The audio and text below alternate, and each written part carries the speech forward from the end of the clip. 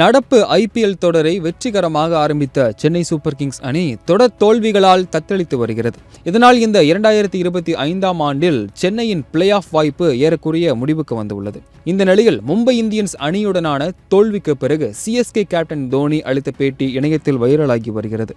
இது குறித்து அவர் இன்றைக்கு தேவையான ரன்களை அடிக்க முடியவில்லை, மும்பை டெத் பவுலிங் முன்னதாகவே ஆரம்பித்து விட்டனர், நாங்களும் இன்னும் சற்று பெரிய ஷாட்டுகளை ஆடியிருக்க வேண்டும், ஆயுஷ் மத்ரே நன்றாக ஆடுகிறார், இப்படி ஒரு பேட்டர் நிச்சயம் எங்களுக்கு தேவை, கடந்த காலங்களில் நன்றாக ஆடி பிளே ஆஃப்க்கு தகுதி பெற்றோம், 2020ஆம் ஆண்டு எங்களுக்கு மோசமானதாக அமைந்தது, ஆனால் கிரிக்கெட் நாம் சரியாக விளையாடுகிறோமா, நம்முடைய திறனை ஒழுங்காக பயன்படுத்துகிறோமா என்பதை தான் இங்கு பார்க்க வேண்டும் என பேசினார்.